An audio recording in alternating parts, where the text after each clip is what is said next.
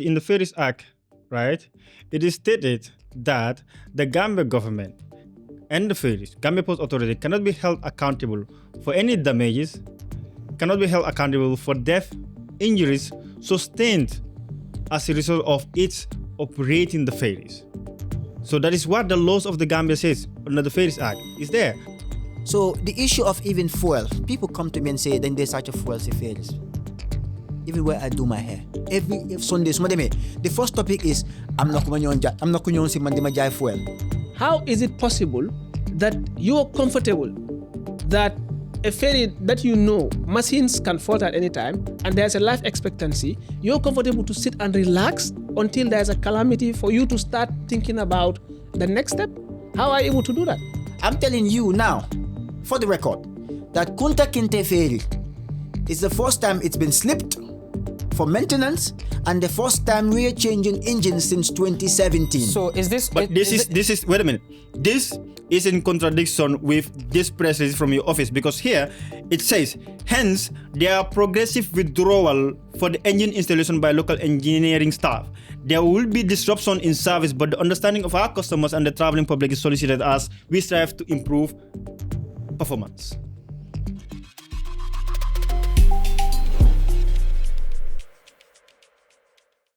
Welcome to another episode of the Daily Dose. This is the Free Thinker segment.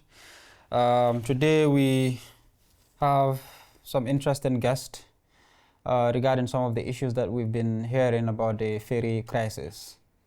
And there were a couple of activists that were arrested. So we're here to make things clear, basically. We have them on the on set, and we have someone from Ports as well to basically give their point of view. Yeah. So guys, welcome to the Daily Dose. I'll let you guys introduce yourselves. Before you define, it's important for us because then you can regulate, you can hear yourself, and then I'm gonna know exactly whether you're speaking into the mic or not. Oh, okay. Wow.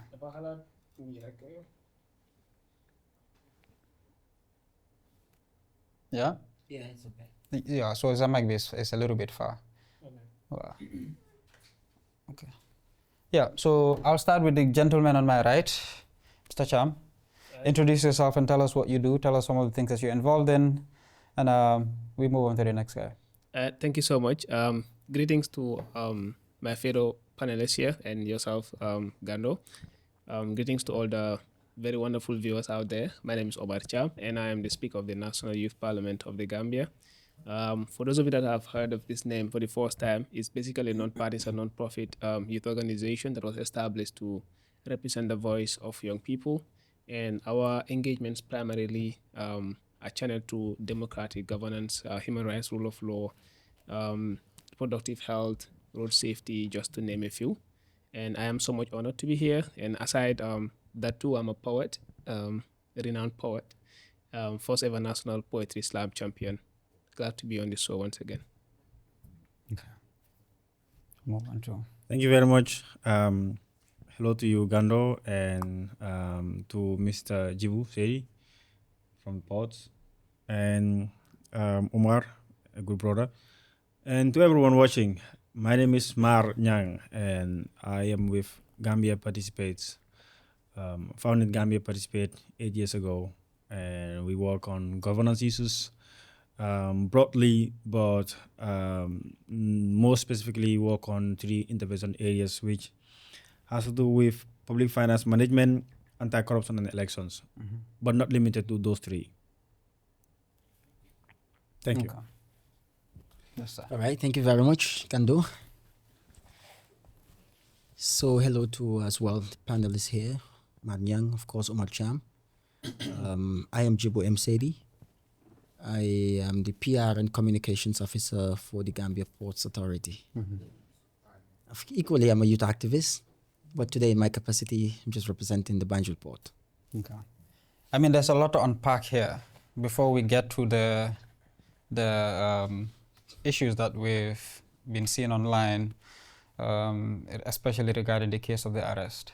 We'll get there eventually, but I just want to touch on a little bit on some of the things you guys are involved in detail. So Omar, you're working with, or you're working for the National Youth Council, or like how's your role there? Thank you. So I'm the Speaker of the National Youth Parliament. That means I'm basically responsible for setting the direction and vision of the institution. This is an institution that has been established since 2002, but I had the opportunity to join in 2008 when I was a kid. You know, I was then the youngest youth parliamentarian, but I was basically in Comboys, West Coast region. So I was basically a member by region. That was the structure of the NYP. And gradually, from a general member, I actually moved into being the deputy clerk of the regional youth parliament for West Coast, and from there, being the deputy speaker of the regional youth parliament as well, until we got into elections in 2020, where I was elected as speaker unopposed. And the formal handing over was done in 2021, I think on the 4th January. So what happened after that was we decided to launch a reformation agenda, and that was what seek to revitalize the National Youth Parliament and improve on its operations. So it looked at adjusting the membership, for example, from being a membership-based organization where you can just buy a form and become a member. We decided to turn it into an organization that is going to go through elections before you can be a member. For example, the same way we have the National Assembly elections in the constituencies, also have the National Youth Parliament elections in the constituencies. And from those elections, we have Speaker and Deputy Speaker also elected. And aside, also create an opportunity for more inclusivity by having 7 nominated members that are going to be female. Strictly, it was like a quota system. And also have 2 members from the persons with disabilities that are also going to be nominated. They don't have to undergo elections. And from there, try to get a financial manual, management manual, get a new constitution, standing orders, etc. So that has been the National Youth Parliament reformation agenda so far. And we're very happy and proud that we've been able to scale up the institution in terms of its mandate. And through that, we're able to have our first ever national youth sittings at the chambers of the National Assembly. And we've been able to do it for 2 consecutive years. Looking forward to the 3rd one in August. And a lot more perhaps that we can dwell into as we go through the conversation. What are some of the things the National Youth Council has done? National Youth Parliament. National Youth Parliament. But you said NYC. NYP. NYP. I apologize. Yeah. I apologize. Parliament Council. Come see. But what are some of the things the Parliament has done for the youths in terms of achievement, and what are some of the things that you're currently doing? Thank you so much. So the basic area of operation of the Youth Parliament in terms of young people is representing their voices, as it is called in the slogan. And this is by creating the channels that are required for young people's voices to be heard. And one of the primary ones, of course, is the National Youth Settings, where we actually have constituency consultations with young people and learn about their affairs, learn about their problems, learn about their plight. And from there, it is channeled to the National Youth Parliament sittings, and from which we drive actually resolutions that we share with relevant stakeholders. One of the ways as well we represent the voice of young people is through our voter education initiatives, where we're able to reach to young people across the entire country to inform them of the importance of voting, the need to vote, why they have to exercise that right of voting, and some of the things that they should look forward to having after doing that vote. Another important intervention is capacity building, because we understand that in order for your rights to be enhanced and defended better, you have to understand what those rights are. So we go to communities across the country and engage them on some of the most important things that actually they should be considering in terms of their rights and how they can stand for themselves in terms of those rights, and also build their capacity on certain life skills and livelihood skills, and also be able to talk to them about some of the problems that are pertinent to young people and what are some of the solutions that we can bring to them. Another aspect is also advocating for the rights of young people. And in the most recent times, we've been so much involved in engaging with the stakeholders on key issues that actually affect the lives of young people, especially when it comes to irregular migration, drug abuse, and so on. And this, in fact, informed our meeting with the Vice President to inform him of these issues and some of the steps that government can actually employ in order to promote the rights of young people. And we've been able to see significant updates from that end. And one of the things that we are currently working on is turning the NYP into a resource center as well for young people, where we're going to already, some of you must have seen online, that we have a hall that has been built, and then as well we'll be able to put in furniture where young people can use it for their events. But part of the things that we want to do in that hall is to have a resource center or a resource hub where we would have books and libraries. Libraries, and also have a computer space where young people can come and do research on some of the things, like be a center for knowledge gaining, and also for research, but also use it as a lab to bring in certain, community-driven solutions to community problems. Among other things is build the capacity of young people on leadership, because we understand that we've been able to talk about how much important young people are in terms of decision making, but how much are we giving them in terms of knowledge on how to become great leaders, how to take part in decision making processes. And as we speak, we've already got a partnership with the UNFPA, where we're going to have a leadership academy to train young people on these issues. I think a lot of things have happened so far, but also we were part of the CS organizations that actually established the Not Too Young to Run movement in the Gambia, where it created the opportunity for young people to be given the required support to actually contest for elections at the parliamentary level. And significant success have been registered from the 2 batches of elections that have happened at the National Assembly.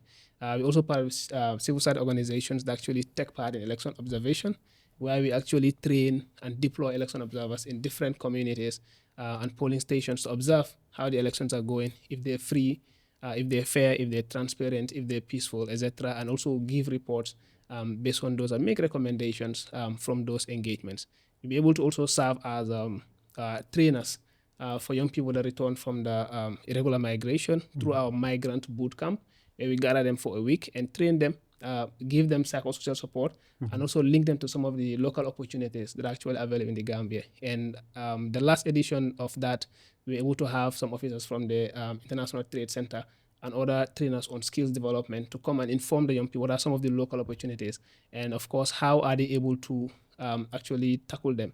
Other key areas of intervention have to do with policy advocacy on issues affecting young people. We've written policy documents, we've written, not policy documents, but policy briefs, position papers, etc., on issues affecting the lives of young people, shared with the government, relevant stakeholders. We've made public statements, press statements, etc., released on issues affecting the lives of young people, etc. So I think it's a long list, but yeah, it does. That should be. Yeah, it does seem like you guys are involved in a lot. So do you guys? Is it like a subsidiary of the national parliament, or is it independent, or is it the government? What is it? Okay, so the National Youth Parliament is not established by an act of parliament. So that means we registered under the Companies Act and as a non-profit organization. So we are not a subsidiary of the National Assembly. However, we have a very strong and close partnership with them, so much so that we are sometimes involved in some of their parliamentary procedures, by providing certain insights on certain things, certain bills, certain resolutions, certain motions, etc. It's more like a partnership you have. Yeah, exactly. It's more like a partnership. And even before this show, I'm just returning from a committee consultation with the Joint Committee on Health and Gender on the Women Amendment Bill 2024 that is currently in discussion in the Parliament. And they've been very supportive as well. It was through our partnership that we had the National Youth Parliament sittings there. And we've had series of activities together, capacity building, tours, etc. Okay. So another question is, how do you guys make income? Because it does seem like this is a full-time engagement for you. Yeah. And I'm just curious, like, how do you make ends meet? Because it doesn't look like a business, right? There's a lot of selfless activities that you guys are involved in. So how do you make money? Yeah, that's a very important question, and it's good people understand. So when it comes to the National Youth Parliament, I think the word closest is that it's voluntary. And that it means those that are parliamentarians, for example, starting from myself and down to the rest of the 63 parliamentarians are there on a voluntary basis. So there are also staff, which you call the secretariat, who are appointed. And that starts from the clerk, the program officer, deputy clerk, finance officer, etc. These are considered staff and they're on salary. However, despite the word salary being there, like I keep repeating and echoing that I view them as still as volunteers, because the selfless service they offer to the country would not in any way be able to be equated to what they would have in return. So when it comes to how we make money, it's primarily through partnerships, like from projects that we have. If projects actually provide for project staff, or if it actually, let's say, has an aspect of administrative costs and so on, then that is used to run the office. If that category of the expenditure also has an aspect for those that are doing tasks like facilitator and so on, then of course you're able to have money from there. But it's not an institution where you would go and be able to get consistent flow of finance to your pockets.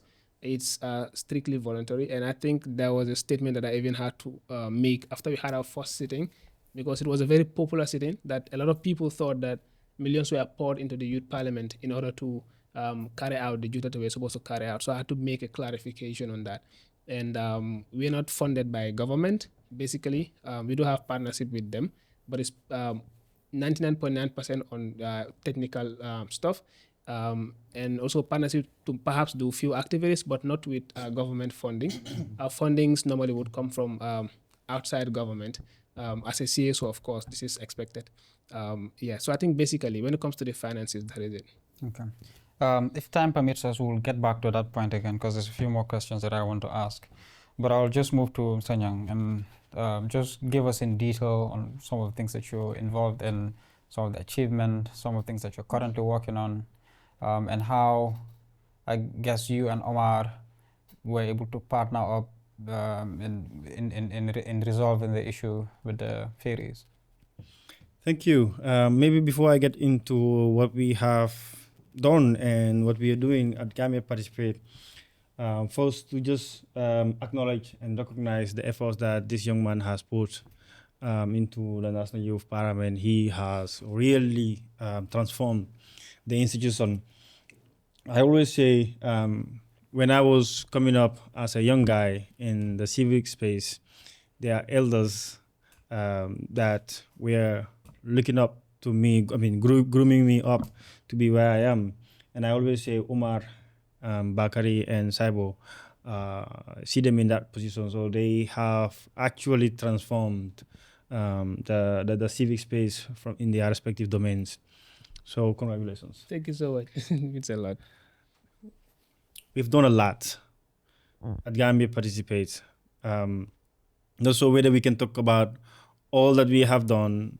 We can just touch on the important things. I'm sure all of it is important, but it's the ones that are the most significant. We maybe perhaps consider everything that we have done significant because they are driven to impact community and also governance and government institutions. Maybe highlights of the work that we have done in 2016. That's when we came up with this hashtag Gambia Participates. And the objective was to get Gambians to participate in national decision-making process. And we held an election tech camp, mini election tech camp, where we train young people on how to use digital tools to mobilize voters, increase the interest of voter participation in elections. That was the primary objective of the establishment of Gambia Participates, right? So from October, when we had that mini election tech campaign, we started going out to communities, going on social media, using infographic to do civic education, going to the markets, you name it. So after 2016, we started asking our question: we question ourselves. It was more of a self-interrogation. Do we have to wait until the next elections, or should we expand the mandate of Gambia Participate? So that's when we started set what we call follow the money. Follow the money tracks public expenditures and establish whether the ultimate beneficiaries of projects have realized the benefits, and if it's supposed to be a structural project that is supposed to be constructed, whether that structure has been established or not, and if it's established, has it meet the standard that has been stipulated on the contract document. So more or less tracking government expenditures, and you name it, especially the budget. So from there,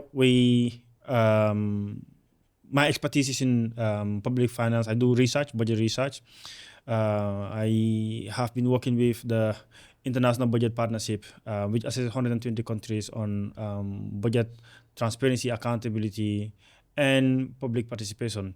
But also I've worked with Global Integrity, doing research for the Gambia on corruption for 6 years until 2 years ago when I decided to focus more on the work that I'm doing and pass it to someone else. So I do a lot of research on governance and anti-corruption, and then also on public finance management. So that is my area of expertise. So talking about those areas, we have been working with the Ministry of Finance, simplifying budget documents, make it to be less technical for the citizens to comprehend, to understand. The budget is a very boring document, and I can tell you that for free, right? Even economists find it difficult to fathom what is on that budget document. So, and people sometimes misinterpret figures on the budget, right? I'll give you, for example, one thing. You will see in a budget, a particular ministry or a budget line, you will see, for example, 2 million. You read it as 2 million, but it's actually not 2 million, right? But there is information preceding it in the heading that says it should be read in 3 zeros. It should be read in thousands. So that is 2 billion instead of 2 million. So you see sometimes people quoting the budget, and they will say, oh, 2 million is allocated for this. And I will say, no, it's not 2 million, it's $2 billion. Look at the zeros. So it's very technical. So But why would you put something like that, and why? Like, why is it structured like that? it's common. It's common, not only to Gambia, to many countries. I Yeah, would understand, but why is it structured like that? yeah. I think it's easier to read figures when they are put in a manner that is easily understandable. Sometimes you will see even international organizations, they will round up figures and say 2.5 million. You understand? Budget's supposed to be detailed, explicit, right? So and that's why we've been supporting. I think we've over hundreds of young people that we have trained on budgets. I have been doing consultancy with organizations, and next week I will also be doing one with another organization, training them on budget and how to also advocate and navigate through budget allocation. So what we do though, that's why you have what we call there are several budget documents, and I think I'm not sure whether Omar organizations, I think you were one of those that we also supported with the International Budget Partnership. Yes, very well. Yeah, we brought in IBP, which is the biggest budget organization in the world, in the Gambia, and then train civil society, including NYP, and then also media, to understand budget, to understand how to calculate GDP, to understand how to calculate inflation. So these are very complex issues that you cannot just get to understanding without doing the due diligence. So on top of my head, there's a lot we've done. We do what we call strategic litigations. We do take government to court. You remember when Is this under the Gambia Participates? Gambia Participate, yeah. Okay. The 54 million about the parliament when they wanted to loan themselves, we took that to court, and that money never got touched after we got the decision in our favor. The attestation issue in 2021, we also the one that took that matter to court. We have one case that is also going to the court. We have also been supporting Parliament on budget oversight, training them on the issues that they should look at when the executive budget proposal is tabled before Parliament. So you have there are 8 key budget documents, but for the interest of time, we can talk about the ones that are more relevant to this conversation. So you have what we call the executive budget proposal. That is a proposal that is prepared by the government. And then that's just a proposal. The government proposing to the parliament, because the government cannot expend without the approval of the parliament, right? So when they bring in their proposal to parliament, because the parliament is the house of the people, representing all facets of people within the country, even though the government also do represent the people, but you have what we call separation of powers. Government, the execution, the government's last, the executive, parliament, those play oversight role on the government. So the government, in terms of money bills, in other countries they will call it, those money bills or budgets in our case is taken to parliament. Parliament will look at the budget and make sure it is consistent with government policies, it is consistent with the needs of the people, and that's why parliament is the only institution that have the power to say no to this allocation, we will move to this particular area. So we train them on those. If government bring in budget, right, look at these issues that they are trying to prioritize, right, and then use your power to re-prioritize the priorities of the government, serving the needs of the people. So we've done that a couple of years. We're still working with Parliament. In fact, we supported them to do a benchmarking tour in South Africa last year, where we went to the South African Parliament to understand how the Parliamentary Budget Office. So you have Parliament, but you also have PBO, Parliamentary Budget Office. We just got established in the Gambia. In South Africa has been there since 2011. So looking at, and South Africa is one of the top parliamentary budget offices in the world. I think it's number 11 in the world. So we decided to look at our own African solutions to these issues.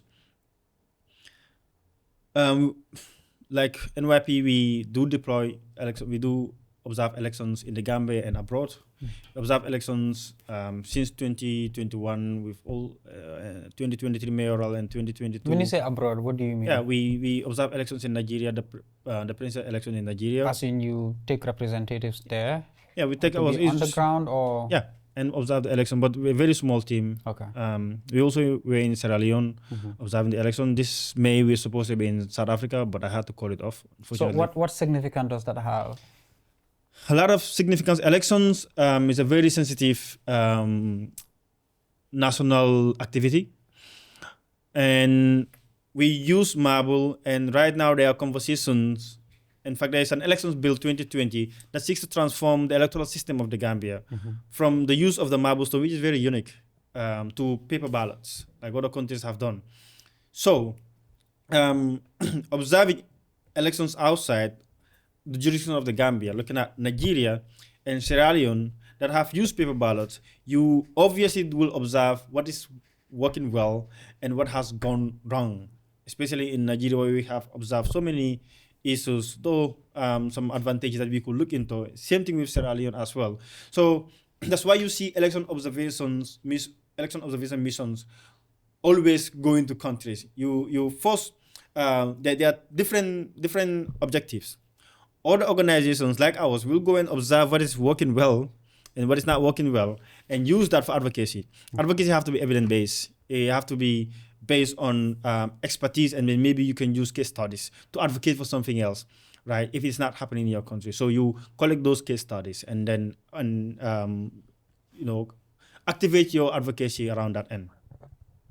So, and it also broadens your expertise, because you get to understand the different electoral boundaries within the. I know time is going on, that's why I said we do a lot. Yes. We can talk about that, but more so we've also been advocating for advocacy in terms of policies and laws. The highlights of it is the anti-corruption bill, which we have been advocating for a couple of years now, and now it has been passed. And so many other things, a lot. Okay. So, I mean, if I understand correctly, basically you guys follow the money. Yes, we follow right? the money. You follow the money, and then whatever happens from there, it happens. Okay, which is important. Then what we're going to touch on next, but I'll allow him to also, tell us some of the things that you're involved in, like how you're representing the port. What are some of the things that they're doing? What are some of the things that they've done? Something that are currently, hoping to achieve, because you're the PR and communications officer. Yeah. All right. First, let me just applaud this gentleman here. I've not been very active in the activism field, but I've been following some of the progress that are made by these young people. Yeah. They're doing very well, honestly. And sometimes I just miss youth work because of them. and we're just cornered and kept with the service of the state at parastatal end. So Gambia Ports Authority came through an act of parliament in 1972. Then we have a port in Banjul, because then it used to be the dock labor, the dock, or you say Banjul dock labor, something. It was a name given, or marine, the marine company in Banjul. But after the act of parliament in 1972, we have a port of Banjul. We used to have one wharf as in where ships can dock. I would not use so many technical languages. I was already about to ask, please come down. All right, so where ships can dock if they call into the port of Banjul. Later, through transformation with the government of Yaya, then government, headed by Yaya Jammeh, there was another wharf built, which is called the new wharf right now, which can accommodate for more than 2 vessels at the same time in Banjul. So we, as a port, we're an amalgamation of institutions as well. Because then we used to have the Gambia Maritime Administration, and we have the Banjul Shipyard, Banjul Fisheries Jetty, and under our watch we have the Gambia Ferry Service as well. So we are just the amalgamating head of all this institution. But then we cannot be overseeing the Gambia Maritime Administration, because GMA is the regulating body. If you have the World Maritime Organization, GMA follows the World Maritime Organization, and they have to regulate when it comes to policies that has to do with maritime in the country. So GMA sorry, let me just take you back a little bit.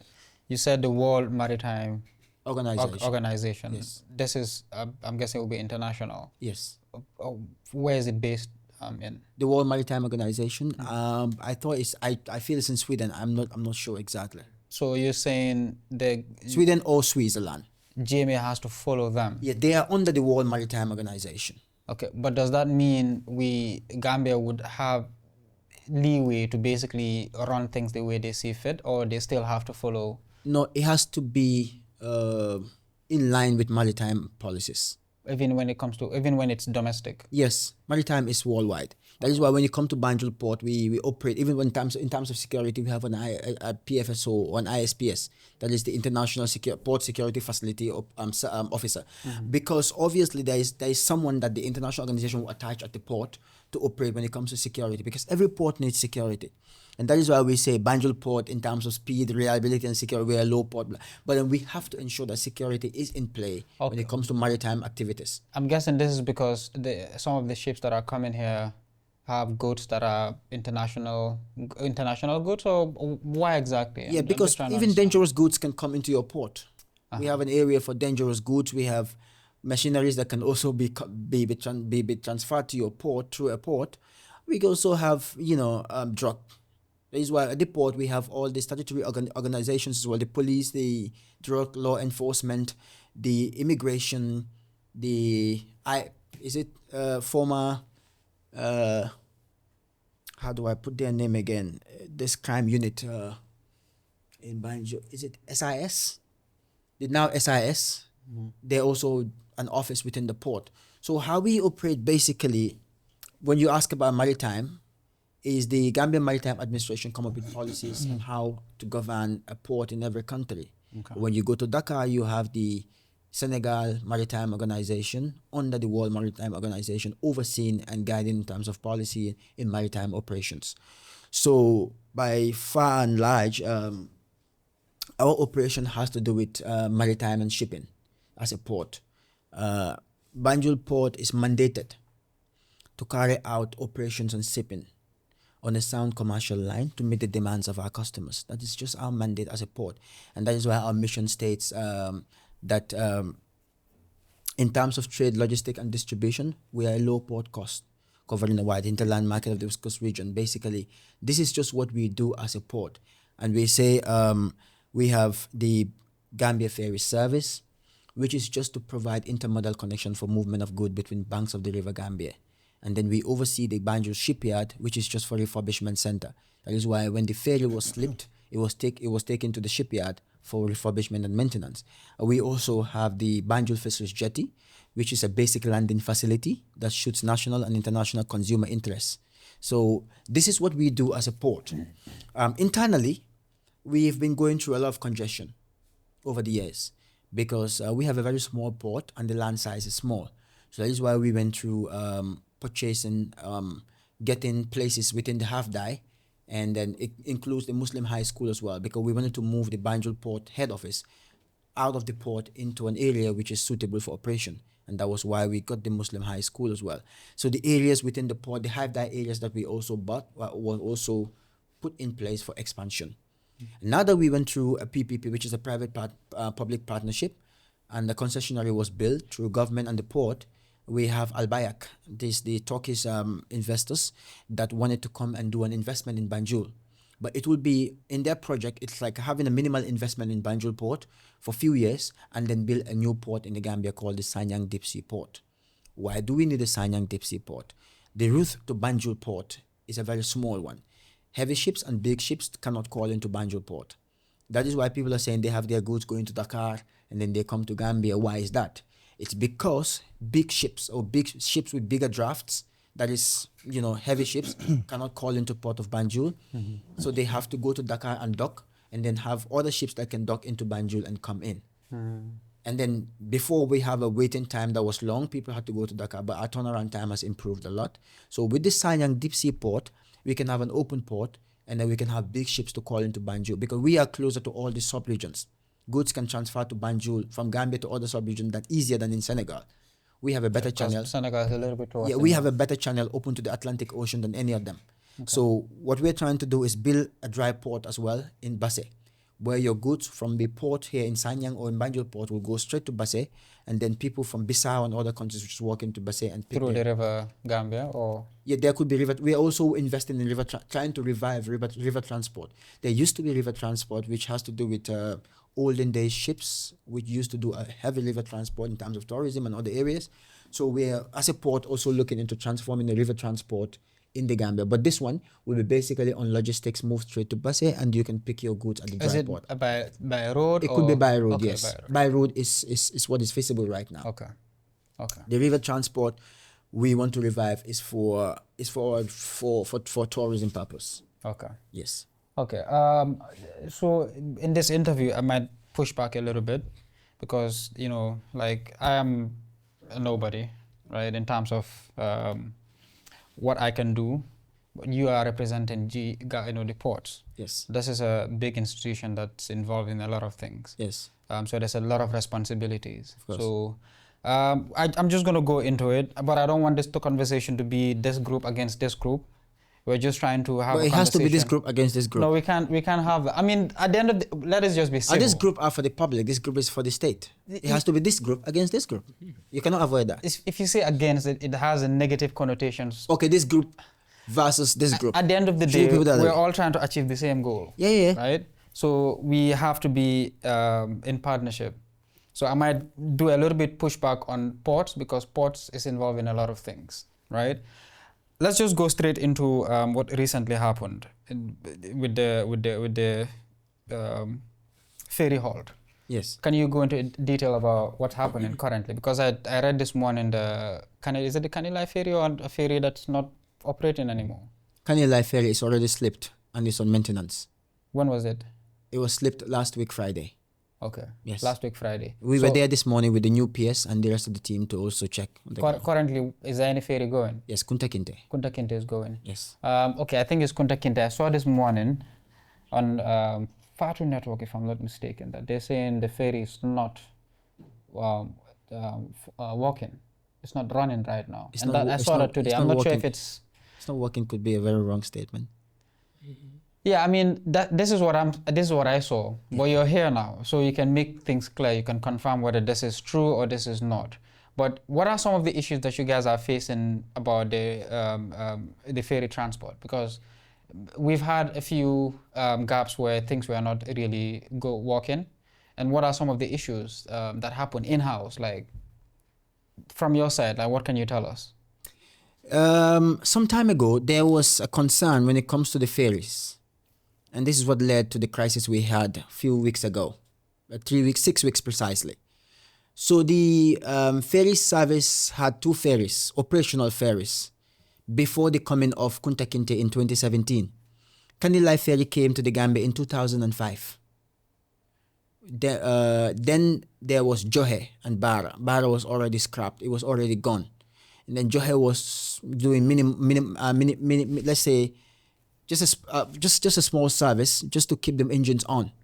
So it was just a minimal service. And then there was a new ferry called Kunta Kinte. At the time, Kunta Kinte was built from the Damen shipyard with an engine, a MAN engine, which are old and outdated engines. At the time, that was the engine that were suitable for operations. At the time in 2005. So when Kanilai ferry came in, it also helped to surpass the problems that were happening there and complement the efforts of Johe. The Johe was already going out of service. Now, Kunta Kinte, Kanilai ferry had never been docked or put in or slipped for any formal maintenance because the service that was needed was operational and it was daily from 6 a.m. in the morning to 12 midnight sometimes, or 11 or 10, depending on the situation on the ground. And then later in 2017, there was a new ferry that came in called Kunta Kinte Ferry. After it was brought in and commissioned, it started operation as well. So the management of the ferry service thought that, or deemed it fitting, that they need to bring one of the ferry up for they slip one of the ferry and do a refurbishment and overhaul and maybe change the engines and stuff. And this was meant to be on Kanilai ferry. Now, looking at the engine on Kanilai, it's like an outdated engine now. It's not in stock, it's not in the market. So you have to ride back to Damen shipyard to be able to build new engines that are suitable for a type of ferry of Kanilai. And then also along the line, the management thought that since 2017 as well, the Kunta Kinte ferry also need to go through a service process. If not, it will go through the same issue as Kanilai is. Now, when that plan was going on, there was a conversation the managing director held with a friend of his through the World Africa Development Bank. And then they propose and say, why? In a way, right? Bina, and we see how we can help. As in, just write and we see what we can do for port and ferry service. And that was what brought the idea of, okay, why not help us to get a new ferry? And then they said, okay, let's look into a proposal with government. And then things went back and forth. And then an approval was granted that they would provide a new ferry for the Banjul Barra. And then the government looked into what was allocated. And then they said, why not the government commit in with the port in getting another ferry on a supplier credit loan or supplier credit facility. That is, we'll pay on installment and until we finish everything. Just like we're doing with Kunta Kinte, the Kankujeri tugboat in Banjul port. I don't want to cut you off, yeah? I am interested in what it is that you're explaining, but I guess what I want to know is, we know recently the ferry stopped operating, the transport ferry. When recently? How recently? As in today? No, not today. I'm saying 6 weeks ago. 6 weeks ago, Yes. when there was an outcry, basically things were not working. And yesterday, 12 April. Huh? yesterday or day before yesterday also, the ferry was grounded. 7 days ago as well, the ferry was out of service after 6 p.m. after 6 weeks or 9 weeks of After 6 weeks Of of maintenance. Yes. Yeah, Yes, so what I want okay, to know let me is, go like, to the what 6 weeks now. happened? Just go into detail. Kanilai on Ferry that. was on operation when Kunta Kinte was put forward for refurbishment. Now, Kanilai was supposed to do just a running in between. But realizing the fact that Kanilai does not have the capacity to do all that, it was advised to the management technically that Kanilai also need to be put on hold until Kunta Kinte is ready. But at the time, the demand from the customers or the demand from the public was high that if you keep both ferries down, it will mount more issue. But keeping both ferries down was also good for the safety of the people. Now, one Friday, Kanilai left for Banjul, for Barra, and then had an engine failure again, just like the other engine failure it used to have, which was common of Kanilai Ferry at the time. So when they had the engine failure, ferries like boat don't have anchors. They cannot drop anchor at sea, but they can only call for rescue. And if rescue don't come on time, the wind will drift them based on the tide that is available. So basically, tide is just the basic vertical rise and fall of the sea. Sometimes in Wolof they will say wamela, perela ak per, monica Gibou Saidy ak bulifin. So when those things happen with the tide and the current, it will drift. So that's what drifted Kunta Kinte Ferry to the Aljamdu area. So when that happened, then Kunta Kinte was already on maintenance. So this was what started the crisis at Banjul Port. And then during the week, we had to facilitate people's property and everything that were on board and get people off the ferry and try to bring back the ferry until there was high tide, very, very high tide. That is what floated Kanilai, and then it was rescued by the Navy and the team to be brought back to Banjul. So when that happened, the authority called it off, that no ferry will go to service until Kunta Kinte was ready. Now, after Kunta Kinte was refurbished and brought down, 3 new engines were bought. These were engines that were already... So in between when the both ferries were docked, right, for maintenance, just one of them was Kunta Kinte. but the other one that drifted off had to be... It was put aside It now. was put aside. Yes. So between those periods, before you guys reinstated one of the ferries again, ferry was not operating. No. Yeah.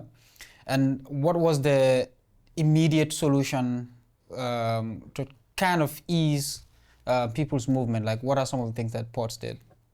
Well, Or you guys just were like, we have to wait until the ferries are done? No, we only had to collaborate with the boat operators in Banjul because they were the people responsible to move goods and passengers to the other bank of the River Gambia.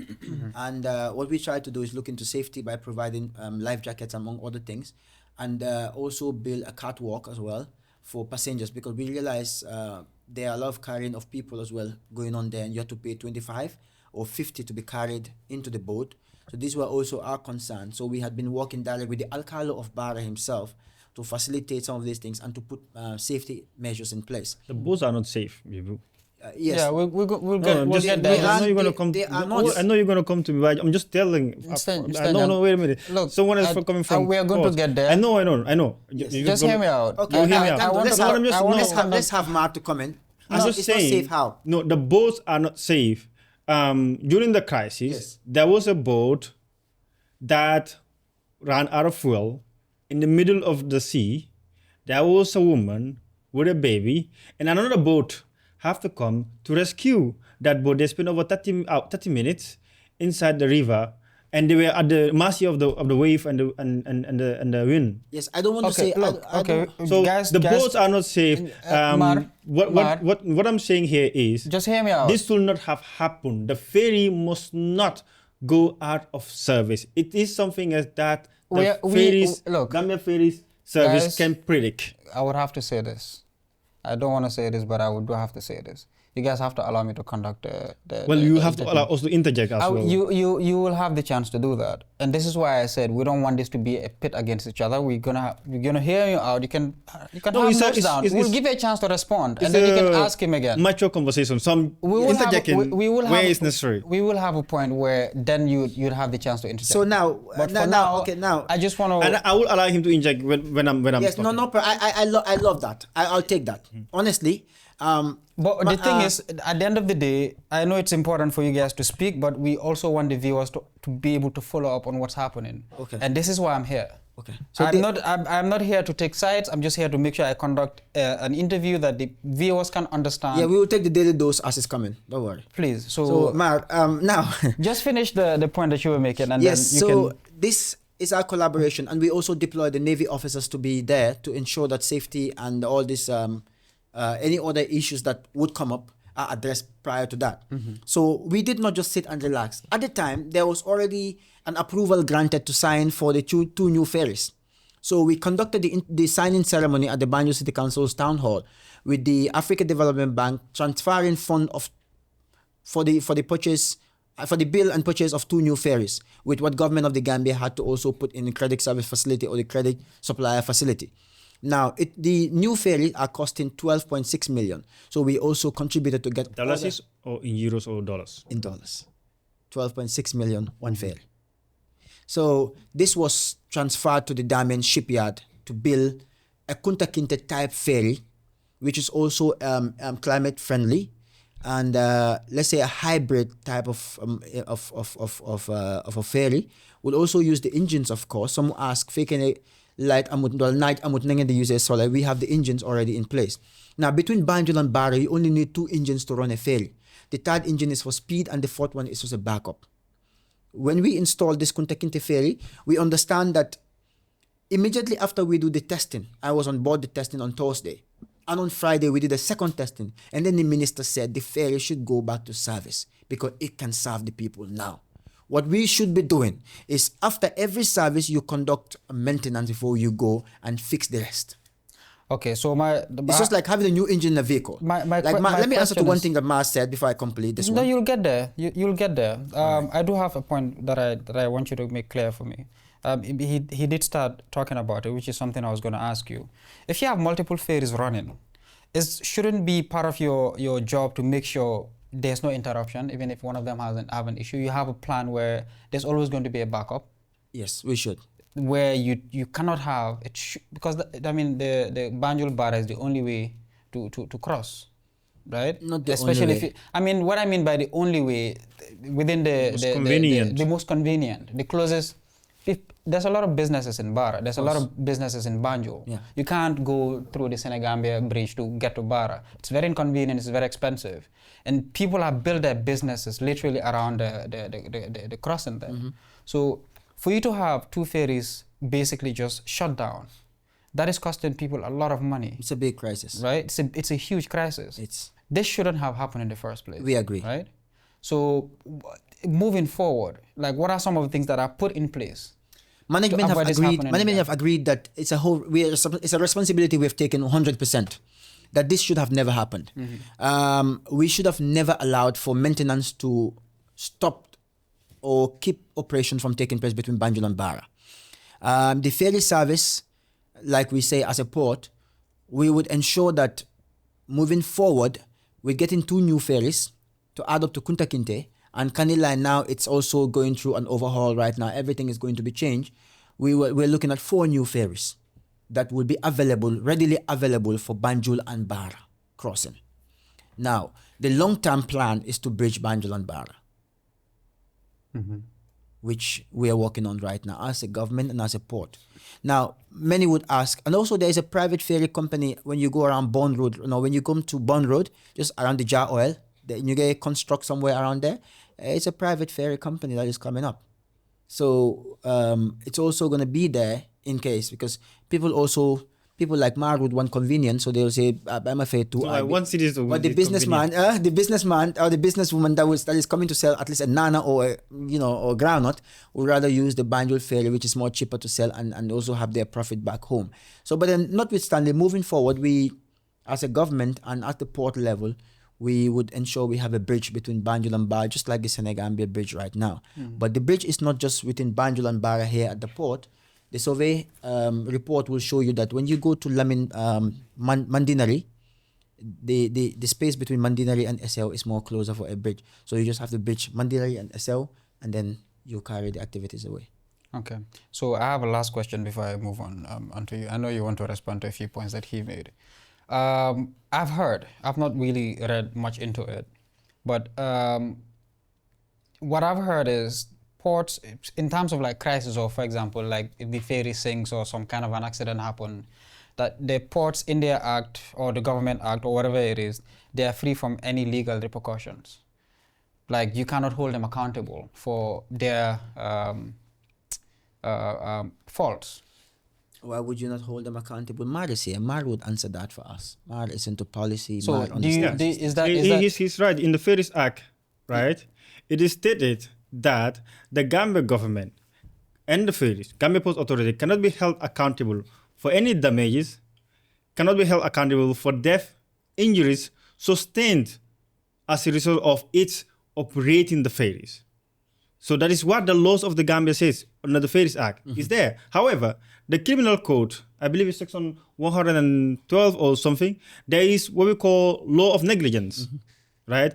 That part, if that is established, right? If negligence is established at the management of the ferries, then there could be, that section is engaged, you could actually hold them accountable for that. However, that is a very undemocratic law. Exactly. And citizens, especially those that are owed duty of care by the ferry services, if the acts and omissions of the ferry cause death, they should be held accountable for it. Just like the MCA was held accountable for their negligence. The same law, criminal code, was used for that. And as a result, the executive director and deputy executive director were fired, and it should not be limited to that. So that is a very unprogressive law, and I'm not sure what the ferry service is doing in amending that law. Yeah, so please answer that. Yes, like Marr, we would agree to some of these things inherited for us. People like us found these laws in place.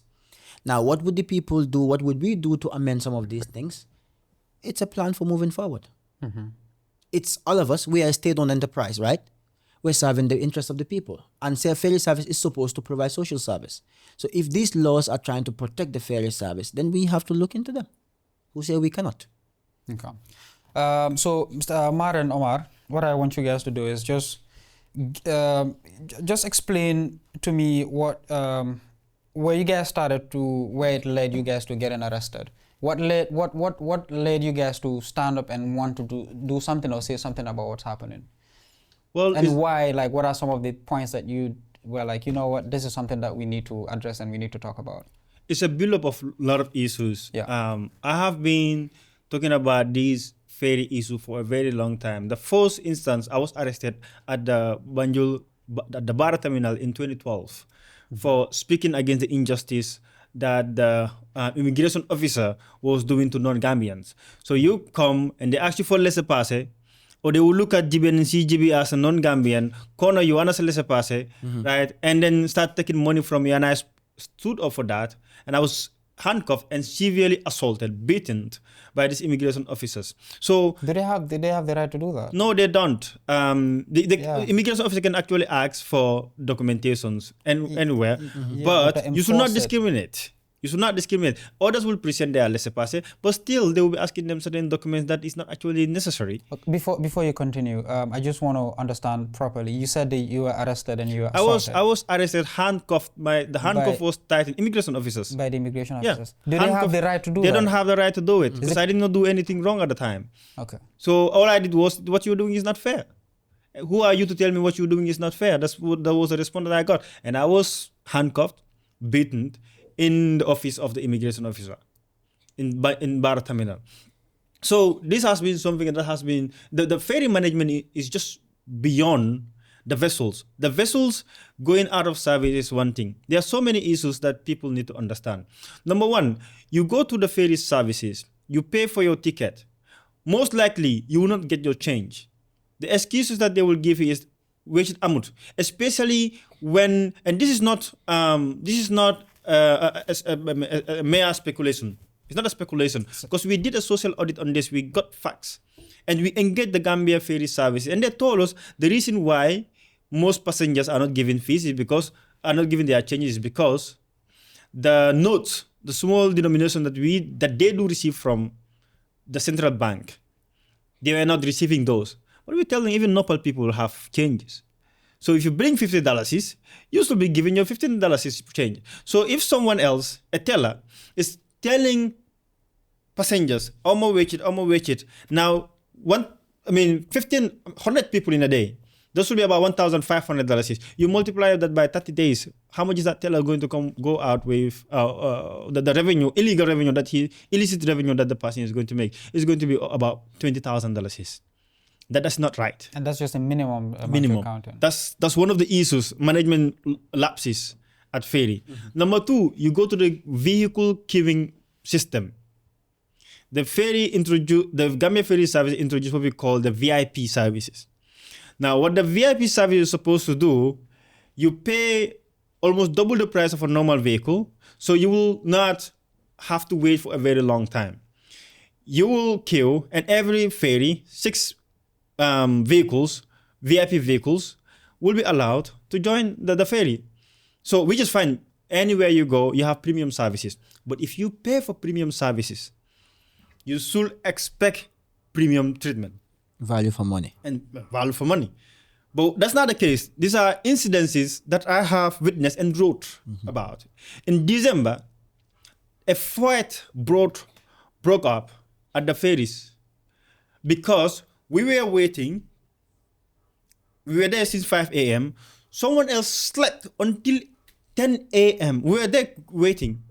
Until 10 a.m., the passengers have to call and then skip all of us VIP and got into the ferry. And I asked the guy, then the last name is Nyang, I'm sure GB will know.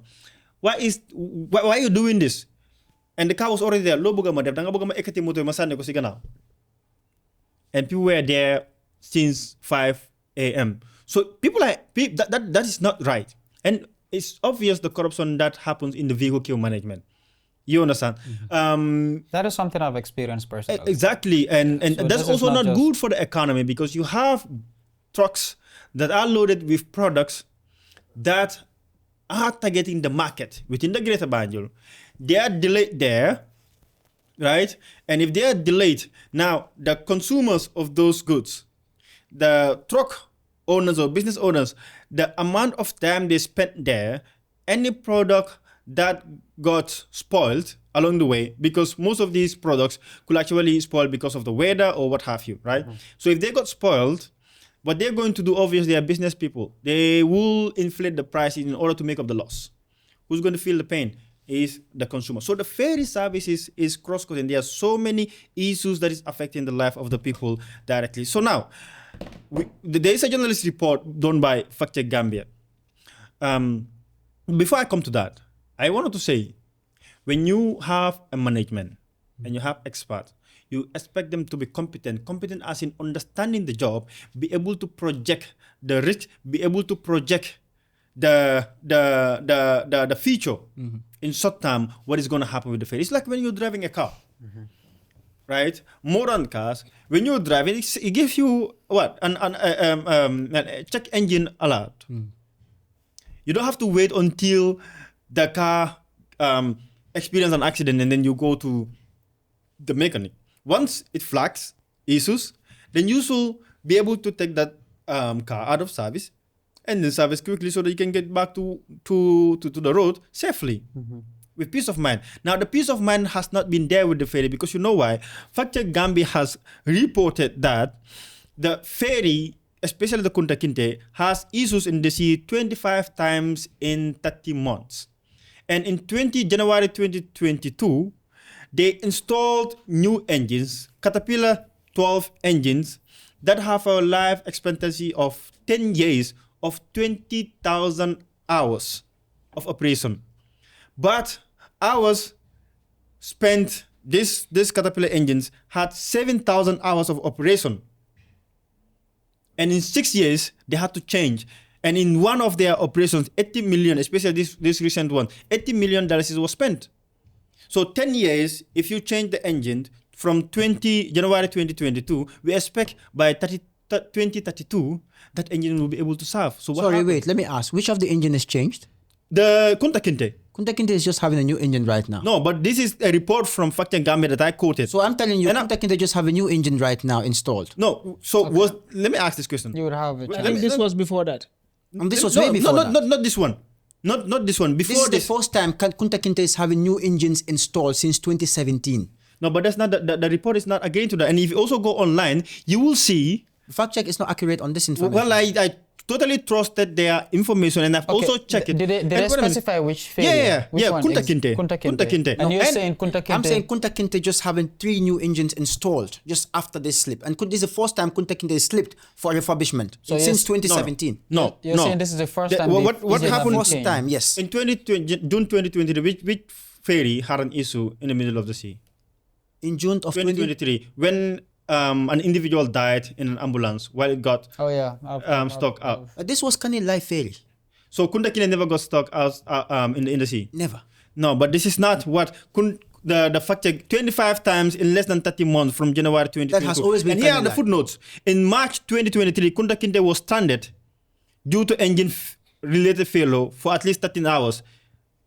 Right? From March to December 2023, Kunta Kinte got stuck in the waters due to engine-related faults at least 10 times. They're talking about Kanil Life, I'm sure. No, Kunta Kinte. Kunta Kinte had never gone through this. Well, And we then can take it to any record. So, Kunta Kinte had so never. what he's saying, is it possible that maybe they just they're referring to the wrong ferry, and but the facts are right, but just the wrong ferry?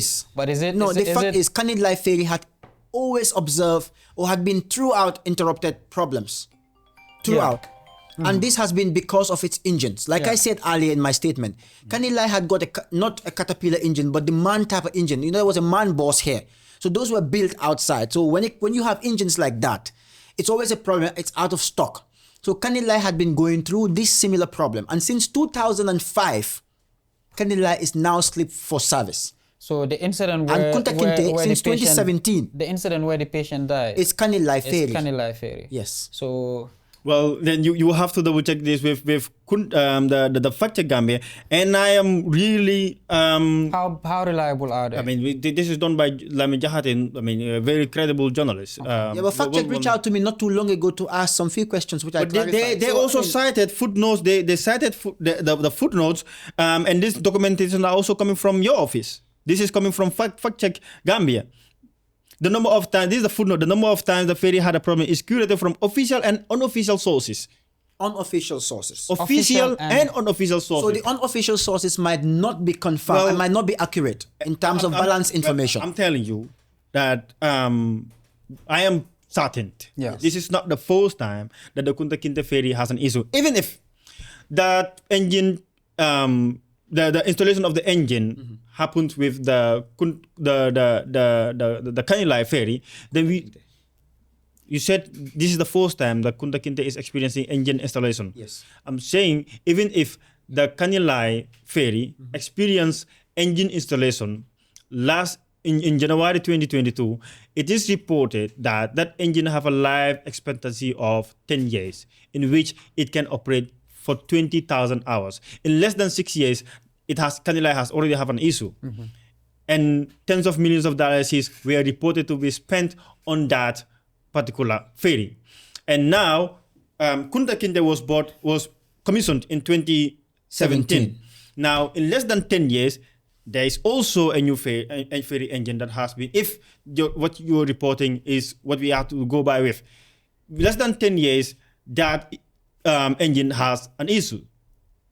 You understand? Yeah, so, I mean, and then also, we need to question why, if the ferries are well maintained, well kept, well off, then we should not be saying, we should not actually experience this. And I said it somewhere else. It's like gele gele. If your gele gele is badly maintenance and administered, you get into the gele gele, you get all the way going to Basse, in the middle of nowhere, your gele gele have an issue. That's exactly what we have been experiencing with the ferry, and it's deadly. And I wrote something about this a couple of months ago before this incident, that the ferry is almost sinking with hundreds of lives and properties on board. The ferry services saw these signals. It has been happening. The message was clear that these ferries are bad. They are they're in a bad state, and they need urgent attention. Kanilai ferry is in the bad state. Kanilai, I am not agreeing with you that this is the first time that Kunta Kinte has an issue. Kunta Kinte. Yes. Now, when you talk about these interrupted issues and you talk about the new engines, I'm trying to put it to you that this is the first time Kanilai, or Kunta Kinte rather, is having a new engine installation since it came in 2017. Fact Check Gambia says otherwise, and I'm also... So I'm ready to also listen to Fact Check Gambia to put this thing out, and we all will debunk it at any time. Okay. And they'll come with their facts and we'll show them. Let me but just step also, in. this is not the first time that the Kunta Kinte has been having issues. No, I'm telling you, Kunta Kinte let me has just not step got in. issues. Let me No, clarify. he has been having issues. Kunta Kinte was scheduled for maintenance When? this year. No, before this year, Kunta Kinte had been having issues. No, not to our notice as a port. So Okay, Kunta let me- Kinte let me- since 2017, no, we have to get it on record. Let me just- Kunta let me Kinte just since step in. 2017 have had no mechanical, engine or technical issues and was taken out of service. When you say issues, no, it was not taken out. When you say issues, it's obvious. Whenever there is after every having a movement within or a day, even with your vehicle, like you said, you just want to take off and say, I want to change oil, I want to change this, I want to change that. It's very obvious for the maintenance of the engine. But that doesn't say that Kunta Kinte had gone through a maintenance issue because it had a breakdown. In January 20, Unlike Kanilai. in I January, agree with everything about Kanilai. in January So, and I don't want. 2022. I'm on the record. I'm on the record. Let me just ask you a question quickly, right? So you're saying Kunta Kinte has never had an issue prior to the current. No. It has never been doctor What happened service. is not an issue. What happened is we scheduled maintenance for Kunta Kinte, and it was So this is like routine. This is not where it had is a problem meant to be that it routine. had to be fixed. So the reason why it took this long as well is because we don't have a standard shipyard for refurbishment in the Gambia. Okay, so let me just try to understand this properly. When you say they take it for maintenance, are you saying just like how after every 5,000 kilometers with your car you take it to oil service? Is that what you're saying? It's not like it had a problem. No. It's just like a routine maintenance that the ship gets done. In ships routine maintenance, it happens in this way. First, you change the plates. Even in ships, big vessels that come with containers, you take a maintenance service for it out, change the plates, and if it's advisable, you look at the duration and say, now it's time to also replace it with new engines as well and bring it back. So it will come new again. And with Kunta Kinte, this was the package. That is why these new engines were also put in place, that once it's up for maintenance, after all the plates are changed and it's brought back new, we'll have to also install 3 new engines or 4 new engines on board, and then it goes back to normal service. And for Kanilai as well right now, all the engines need to be changed and the steering system as well. Okay, so this is a how to call it, a statement from the Gambia Ports Authority, and this was in January 2022, right? Here, the Gambia Ports Authority is saying it is true that all 3 ferries are being refitted with new engines and propulsion systems to improve their technical suitability to provide a more reliable service. And this is when 2022. 2022. So and this is it is correct. Yeah, this is from Ports. It is correct that new engines were being fitted on Kunta Kinte ferry in 2022 because this is coming from, there were only 3 ferries. It's Kunta Kinte, Kanilai, and Johe at the time. So these 3 ferries, So $30 million. If you put 3 new engines, No, but it says if you put new engines on board Kunta Kinte, Kanilai, and Johe, then we should not be talking about an issue. but this is from your office. It Now, says who published this? this is published by Alcamba Times on January 9, 2022. Alcamba published as a source from GPA. Alcamba published their statement from the GPA, and it's saying that 30 million. They're saying that when the one of the newspapers published that it is 30 million euros, they said the currency was not correct, but the amount is correct. It should be $30 million and not euros. And they procured these engines for these 3 ferries. This is not me. This is Alcamba Times. Like we have seen with news agencies, whenever they are public, whenever they are press release from the government offices, and they will pick it up. And the headline says, GPA press release, clarification on the 30 million euros as cost of ferries repair. So it is true that January 2022, the Kunta Kinte was installed. Now, I'm telling you, Umar, But this is from the your report is 30 million. Yes. For repair, Yes. and engine installation. Yes. The engines could be ordered for, and say we want 4 or 5 or 8 new engines for all this craft. But it says for the 3 ferries. That's all what these the 3 statement craft, saying. we have Yes. like 8 engines or 12 engines because each Yeah. of them take 4. Now, if you order for engine, it doesn't mean it will come in 2022 or 2023. I'm telling you now, for the record, that Kunta Kinte ferry is the first time it's been slipped for maintenance, and the first time we're changing engines since 2017. So is this? But this is wait a minute. This is in contradiction with this press release from your office, because here it says, hence there are progressive withdrawal for the engine installation by local engineering staff. There will be disruption in service, but the understanding of our customers and the traveling public is solicited as we strive to improve performance. So it was out of service. Kunta Kinte was out of service. This is from the GPA. Yes, But I could agree with you. Is it also true that when this money was procured to maintain to do maintenance to the ferries, is it also true that they knew these machines would break down any minute? I'm not Because sure. you're saying, I mean, I don't yeah, know. I can agree with you. If you ordered something in 2022, doesn't mean it's gonna get Yeah. there in 2022. As far as engine are concerned, But when it if comes to you- ship and maritime. Yeah, but if you've gone ahead to buy engines, to procure for engines, that means you know there's a problem. Maybe it's not an apparent problem yet. Yeah, but we know we these have are to change. breakthrough- We have to change. Yeah. Yeah. So does it mean GPA knew these ferries were going to have an issue, No. and they didn't? What we know as a port, you see, some like we say, ferry is an independent body, but it's answerable to the port as well. But they have an independent management. So what we do on daily basis or monthly or timely is to also take report from the ferry service, and keep up to our updates and get ready for what we need to do as a port. When we buy ships from Damen shipyard, maybe a tugboat or a tugboat, maybe you might not. Tugboat, anyway, you just understand it that way because I'm just saying for champion's purpose. I'm sure Marr knows what a tugboat is. So you just have to have an agreement with the building company, the shipbuilding company, to say that at this given time, you'll have to change the engines or do this particular maintenance. That is why we have what is called a dry docking process in Dakar. So every 2 years or 3 years maximum, a ship should go for a dry dock.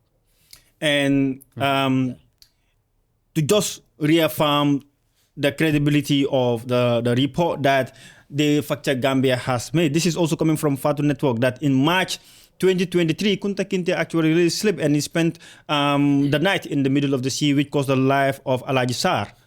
So Kunta Kinte has been having issues in the middle of the sea. It's not only Fatu Network, even the other newspapers, the Standard. So Kunta Kinte has been having issues I don't see the issues you're talking about. Kunta Kinte, if you tell me about Kanilai Ferry having issues, I'll agree.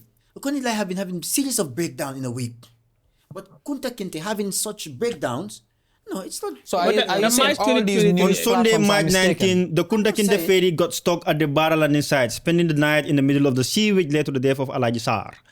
We all know. Yeah, every newspaper we can tell. It will be very hard to prove that to be wrong. We can tell. I don't think all the newspapers will be wrong in this case. I'm not saying all of them would be wrong. What I'm trying to say is the crisis surrounding ferry service in this country over the years has been seriously linked with Kanilai Ferry. Primarily. It has It has been with Kunta Kinte. Notwithstanding, it's like an engine process here we're talking about. Kunta Kinte can have a breakdown as much as Kanilai. Because sometimes you have electrical failures, in the middle of the sea. And then you don't even when you're driving your car. Sometimes you sit and say, how mo luko fade, hananga setal mo ko. But it's a car you put on when you are coming from your house. So sometimes some of these things happen, which I agree on. But I'm saying primarily, the issue of ferry service over the years, short time, like 3-4 years ago, it has been strongly associated with Kunta Kinte than it has been with Kanilai.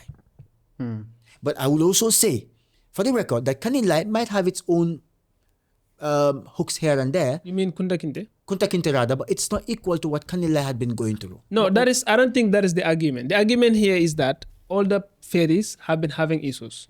And there's nothing you can refute on that. All the ferries have been having issues. Yes. Yeah. Whether it's a major issue or a minor issue. One. Yes. They've been having issues. Yes, they do. So when Marr is quoting this report about Kunta Kinte having issues, but you're saying that it has never really had an issue where it was stuck at. No. Marr talked about engine installation. No, yeah. And wait a minute. That's one and this point. I'm saying that No, I don't. and wait a minute. In It's the February, first time we slipped Kunta Kinte for such an engine. I said I'm going to allow you to interject, but you've taken my time. Sorry. Yes. So Please in go. February 11, 2022, Fatu Network also posted that the general manager then, Mr. Lamin Jawara, has on Friday 11 February told reporters that the Kunta Kinte ferry, which was undergoing maintenance, is now ready for service. 3 brand new engines have been replaced in the ferry and they are ordered caterpillars through their agency in Dakar, Senegal. So Kunta Kinte ferry has been undergoing engines replacement maintenance. Let me not do that. Unless the ferry service is not telling us the truth. Yeah. Because what you are telling us, I'm not saying I cannot trust you, but I'm saying except the ferry service is not telling us the truth. Because procurement we are done from Senegal to buy the engines. And this was in 2023, right? This is 2022. 2 years on. 2 years. And I stated in the beginning here that in January 2022. It's just not logic to have 2 years on and then the engine need to be installed again. That's exactly what I'm telling you. That is what should raise the question. Exactly. But that's exactly what I was But saying. that is not a question that we should answer. That It's is a not question that the also ferry services should answer. And a GPA as well as a And management. DPA, of course. Exactly. And you're here So as a what- representation so of I them. am saying so that what are you this- saying to that? Where No, the I am engines, saying, where the right engines bought. This definitely needs a part 2 for it. What needs a part 2? That, to answer that question, needs a part. Because thoroughly, I have to go through the records. You don't have the answers for it? No, I have to go through this record to understand why should ferry service tell the public we're installing 3 new engines in 2022 and 2024 we have a problem where we're buying 3 new engines again. So you're saying Costing you're not $80 million. aware? Dollars. I'm not aware of You're this. not aware of this report? No. Yeah. Okay, Yeah. so this could be true. we No, would, it's not we, could be true, we it's would true. look into It's that. true. It No, is it's true. It's true. No, you So cannot say it's true. No, it's not. It could just be the true. benefit, because he's saying Man, he's not let's aware give you the of this. benefit of the these doubt No, no, no. until we It's not- confirm these sources. You know, But it's a very strong argument where multiple sources are saying the same thing. Yes, ferry service can. You know what happened during the last crisis? So when we are trying to manage the crisis, people are giving updates on their own to the public. Okay, so now let it became a problem. me just put this point across, which I would want you to see. In the beginning, Marr was mentioning some of the issues he has personally experienced. Even I have experienced some of these issues when it comes to like corruption and just mismanagement, right, and unfair services. You want me to say something about that? I would want you to. So the point that I'm trying to make is he has pointed out multiple incidents that are objectively true. I can attest to them. I can attest to them because these are some of the experiences that I have personally, and all these things that he has mentioned has been consistent so far to be true.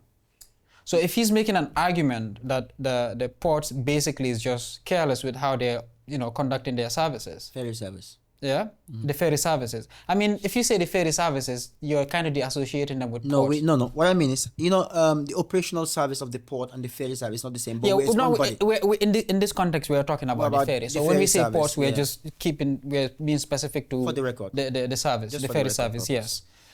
So if all of these things are objectively true, right? And he's quoting sources. Multiple sources from different platforms. Yeah, let me just answer to this, Gando. Please. Marr, you mentioned corruption. I don't want to defend it. Honestly, I just want to, for the record, I don't want to defend it. I don't like corruption, so I'm not going to defend what is. Is this something that you guys are aware that's happening? I've heard rumors. Are you aware that these things are happening? Because I'm not. I cannot. Let's be realistic. No, Gando, I'm being realistic. Mm-hmm. So the issue of even fuel, people come to me and say, then they search for fuel ferries. Even where I do my hair. Every Sunday, the first topic is, I'm not going to see Mandima fuel.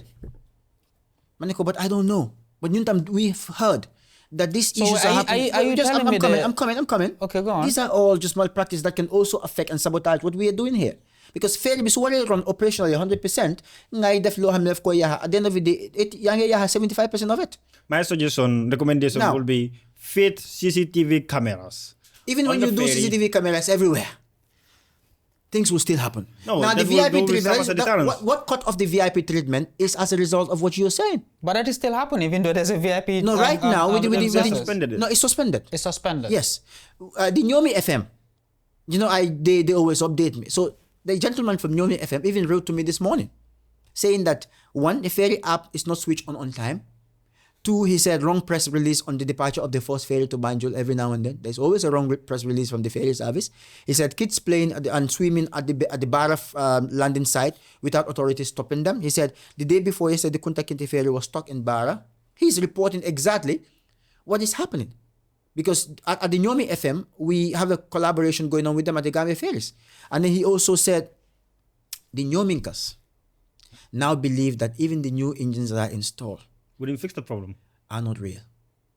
Yeah, absolutely. Yes, so absolutely. That's a very genuine concern. So I just don't want to come to this, but this had to bring me into this. You know why? Because this is not an interview where we want to defend everything which are not going right, but this is where we want to say we are short of so many things that need to go right. So and we need to what I want to get from right. you is you guys are aware these things are happening. Which things? Like the corruption, the mismanagement, the fuel stealing, the bribery. Have the engines that are also even procured, they are not up to standard. So are you guys aware of these things? There's because corruption. You're saying you've heard rumors. I am aware. People tell me every now and then there are a series of corruptions. But is management aware? Management should, of course. Is there anything done? I think there's management lapses at the Gambia Ferry Services. I just want to get this on record. There are management lapses at the Gambia Ferry Services, and this is the reason why we were going out, because it was not just about the vessel, it was not just about the ferry. The ferries were poorly managed. We understand Gambia Ports Authority is the parent institution overseeing ferry service, but the ferry service has been given, or a management have been established to administer and manage the vessels. True. So if they are given that responsibility and they've been failing in that one, number one, it is economic loss to Gambia Ports Authority. How much are they making? How much is the Gambia Ferry Service is generating? Almost $20 million every month. And how much is going back to expenses? And then that this past 6 weeks there was no services, means no money for the government, means no money for the Gambia Ports Authority. And the Gambia Ports Authority is the only state-owned enterprise that haven't paid their dividend to the government of the Gambia. Right. So if this money is not coming to Gambia Ports Authority, then the government of the Gambia is also not going to be able to execute its development plan, because we execute our development plan. These roads that you are saying, it comes from revenues. Yes. From Gambia Ports Authority, Gambia Ferry Service, and others. And we also need to check whether the Gambia Ferry Service has been running on a loss or on revenue. Because until today, we cannot establish, because the Gambia Ferry Services and the Gambia Ports Authority collectively present their report at the National Assembly. We don't know the specific report of Gambia Ferry Services. And I want to make sure that there is a body established to investigate this Gambia Ferry Services. The corruption that is going into this particular authority is mind-boggling. Yeah, so and it's concerning. Let me just. Sorry, maybe I'll get back to Omar. Yes. So yeah, just I don't again, want to interface. Again, I will allow you. Just again, for the record, Yes. right? You guys are aware of these allegations. Yes. You guys are aware. Yes. You know about them. Yes. You know about the corruption that's happening. I know about the corruption. I'm sure management should also hear this. If they should, or they are aware. I think they should hear this. They are aware. Okay. So we've established that this is not something that they are, alien. So to. what management is trying to do? Yeah, no, what they're trying to do, we'll get to that, right? I just want to understand, I just want to make sure their protest is justified. It's not just we woke up one morning and be like, you know what, we just want to cause chaos, right? Well, I would have licensed them to do their protest. Definitely. Well, Thank you for that. Yeah. That's generous. Omar. Yeah, so I was meaning to interject a lot, but I didn't want to interrupt with the interface. Yeah. I think first of all, aside some of the individual experience that all of us have, there is a huge gap when it comes to administration at the Gambia Ferry Services. And you cannot also take the Ports Authority out of this, because they have a mandate to ensure they properly monitor and supervise what is being done, because they are under them, you understand? And they have a failure in that. Number two, the issue of the corruption, it's not rocket science. Everyone knows how much corruption is happening there, but nothing has been done to actually, solve the problem. And even Gibou's response to say that he has had it, as someone that works at the Ports Authority, in fact, response for their communications tells you again the amount of lapse at the Ports Authority in terms of taking responsibility in addressing this corruption. No, we are addressing the corruption. Okay, so we've not seen any significant step being taken, to address the corruption. And this is not new, And so that's my point. It is this quite has been old. happening It for is a long now. It is time. now a habit. You understand? And to expand on their responsibility as well. For example, when the Canada Ferry was supposed to, when the engine was supposed to be changed, when it was supposed to take it from service, and then because Kunda Kinte would definitely need to go into service, and the customers demanded that they should definitely put Canada back to the sea. That is not justifiable to put Canada back to the sea. True. Because as a Ports Authority, you have the mandate to, you're understood to be qualified and competent. You should be able to decide on behalf of the public if it is safe to actually get the ferry back to the sea or not. If calamities happen, the request of the customers and what is exactly and protecting their lives, which one is more important, right? That is part one of it. The other part is the fact that you've done checks on Kunda Kinte, even with the current service or maintenance, and then the minister says this is qualified to go. The minister is not considered to be someone that is an expert in the area. The decision should come from the Ports Authority, and perhaps with the help of the expert From the mechanical area of the ferry service. Very good, the very good. technicians, yeah. So they're the ones that should be able to tell us that we are 100% satisfied with the amount of work that has been done, not a minister, right? Now, considering all of this put together, I would lean on Marr's point and your point, and of course, he would agree that this is something that should have been able to be avoided. Because the moment you buy or purchase these ferries, already enough details have been provided as to how many years are they supposed to last, what are the life expectancies, what are the things that you're supposed to do to ensure that they don't have sudden breakdowns, what are the precaution measures that you're supposed to take to ensure that there is sustenance in their service, because it wouldn't make sense that an engine is supposed to last for 10 years and it can even last for 7 good years, right? No, How 2 many years actually. Exactly. Okay, yeah. In the case of In the case of Kunta Kinte, right? of 2 years 2 of years. engine and your battle engine, Exactly. I don't think. That is that. Another part is how is it possible that you are comfortable that a ferry that machines can fault at any time and there's a life expectancy, you're comfortable to sit and relax until there's a calamity for you to start thinking about the next step? How are you able to do that? And the other part is, as someone that is responsible for managing these issues, there was an issue with the boats, and they're comfortable that their boats to actually substitute. The boats cannot even substitute up to 0.5% of what the ferry can do. And the boats are not safe, like Marr put it. Aside that incident, there was someone that was injured in the boat because of how the parts of the boat are actually built. That's number one. Number two, the life jackets that have been used in the boat, they're not good. They cannot save anyone's life. If you get any of these boats, check the life jackets at their qualities. I can be very sure that most of those life jackets, if anyone should get into the sea with them, they would drown. There are no specified or customized life jackets for kids. All the life jackets there are big. What's going to happen to kids in case a calamity actually happens? So all of these things are irregular that are going on, and if the ferry service are allowed to go on their way in terms of whatever that they want to do, and that is what is happening, what is the accountability measure that we have as a country to solve these issues, but also as Gambia Ports Authority? What is the accountability measure that they're employing on these people? So all of this could have been avoided in the first place. They were not avoided, and we've now found ourselves in a position where we are now, the only choice we have is to either put all those ferries aside and then wait for the new ferries to come, or be taking risks every day, because at personal level, I can never be satisfied by the amount of maintenance that will be done on Kunta Kinte. Because the maintenance will be done and will start running, it will stop again. The maintenance is done, it will stop again. And there will be a press release that this and this has happened. How much faith are the people going to have in the ferry? Imagine entering a ferry and you are like, boarding a ferry and you are like, anything can happen. That is the situation we found ourselves. In his explanation, he mentioned the fact that when the Kanilai ferry got stranded, it was now left in the hands of the wind. Imagine what could have happened if there was a change of tide. People could have died. It could have transported them anywhere, any part of the world. What is going to be the fate of those people? There are people that spend 24 hours in that vessel And the without tugboats were not food there. or water. Nothing was going on. The tugboats were there. And we To received rescue two. those how about to rescue those ferries? The tugboat was there, But what happened? but the draft could not reach to where the ferry was. It was already on. We have an issue of sedimentation in Banjul, so there's always when there's a low tide, there's always a lot of sand at a particular area where some of these tugboat or the navy boats could not reach at. But they were all there to rescue. But they could not reach the Yes. ferry.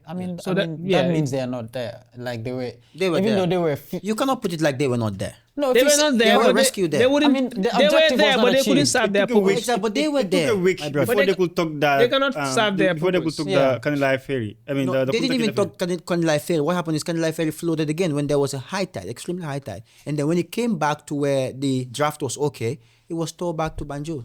So we were in the mercy of the waters at the Of time, the water. Yes. Yeah. which is unfortunate. Additionally, there were two women that lost their lives because they were in labor and they were supposed to be referred to the Edward Fansumo Teaching Hospital. They couldn't make their way. There was no ferry to transport them. They had to die. So who knows who is going to be next? So I see again, this is my problem again. If in the Ferry Act, it basically states that Oh yeah, let me make clarification on that. it's- When it comes to the what the law has provided in the Ferries Act, it's not a desirable law, but it's not sufficient to to save them from liability. Yeah. Because whatever law that is in the country, it does not give space for negligence. No matter how much you're supposed to venerate from liability, if negligence is involved, you're going to be held accountable. but this is not the first time we've heard people died. Yeah, this is not the from first time. ferry, but So what? nothing has come out of it. Yeah, it might be perhaps because not the courts are not tested. Because some of these laws are there, the government is not going to sue itself. It is the people that are going to sue them. And once, just like what Gambia Participates had done successfully in terms of certain things. So in the court, when things like this go there, the duty of care has tests. They have to first establish if there was a duty of care. if that duty of care was breached, either through an act or an omission, and if there was an injury or damage caused because of the duty of care. And that is how they get, it's like 3 levels of chain. Yep. And with respect to what just happened with the ferries, all of this, I'm not a judge, but all of these theses, in my opinion, would fail. You understand? And the Ports Authority, the Gambia Ferry Services, most especially, should be held accountable for what is happening. Is this something that has been taken, has legal action been taken? We're thinking about it. We're thinking about it, and as an organization that have been testing the law in the courts, we will. We are exploring means to actually take it there. It is a tort law. No, perhaps in this case, for example, you don't expect that the court will not sanction the Gambia Ferry Service executive director or manager, right, to life in prison or 2 years in prison or a fine. But most so it will be the ferry services that will be accountable in compensating the damage if they have found one thing.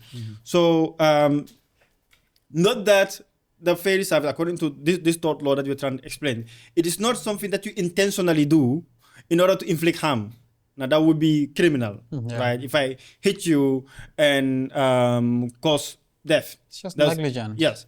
But this is negligence, right? So that's why I said earlier on that we expect them to have competence and be able to foresee reasonable risks that could be attacked in their actions or omissions, because their acts and omissions directly affect the passengers and businesses. So yes, we're thinking of testing the law and see what will come out of it. Okay.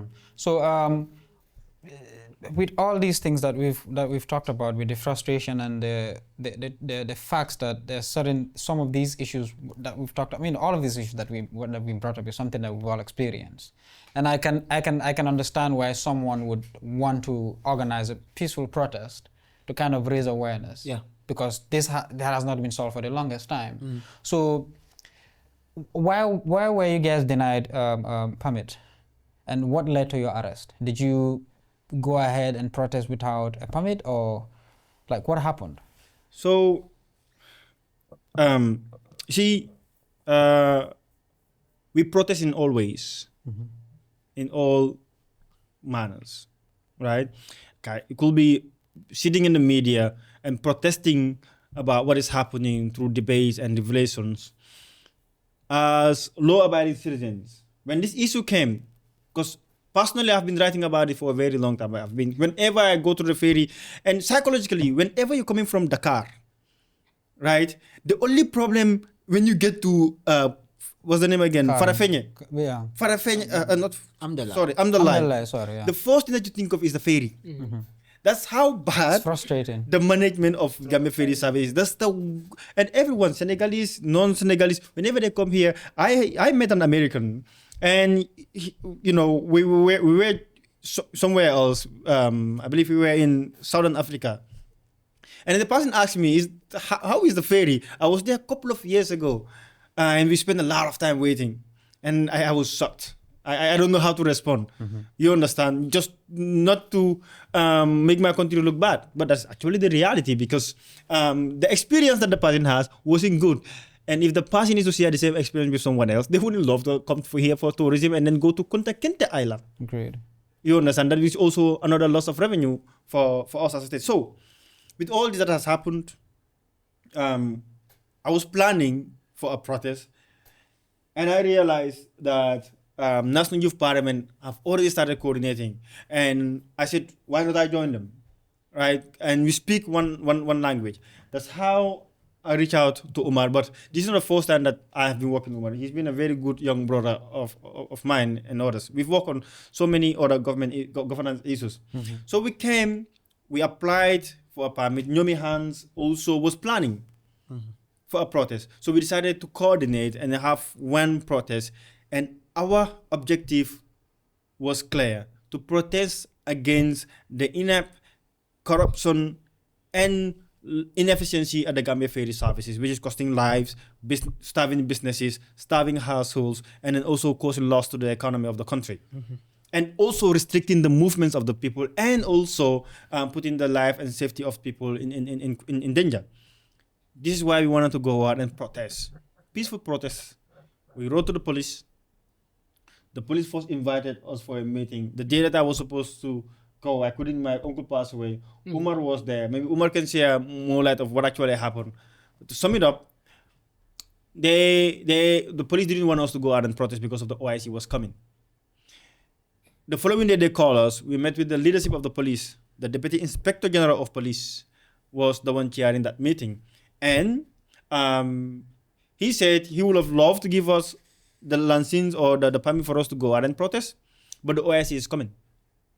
And one of the representatives from Nyomi told him, DIG, our lives are more important than that of the OIC. We are starving. Our businesses are affected. Our students cannot go to school. Sick people cannot access Banjul. Economies, households are really struggling. So for us, we see ourselves, not OIC. We all want the OIC summit to be successful. However, this is not today's problem. This has been a problem that has been ongoing for a very long time. So we wanted to just go out and manifest our frustration. Our plan was to march from Independence Drive to Gambia Ports Authority. Now the police started talking about national security, the excuses that they've always been given to the public. So we made a counter proposal and said, why not we go to the Gambia Ports Authority, at the time Ferry Terminal. It is a gated community. Lock us there. We stand there 1 hour, 2 hours, protest, achieve our goal, and then go. And then the question he asked us was, what are you going to achieve from it? We achieve the goal of making sure that the ferry is held accountable. And he said, how do you expect the international community that are coming here for the OIC are going to interpret it? That's not our business. If the ferry services have done their job, then Destination Gambia will be well. Doo mun a signal nit fekk sa xol baa ngi tàng. Gan su ñëwee si yow boo signe booy force signe si sa gémmiñ, they will know that you are not happy. So that was what we have done.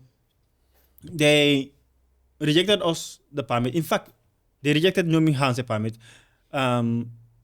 Officially, we have not received any official communication from the Gambia Police Force accepting or rejecting granting or rejecting our permit request.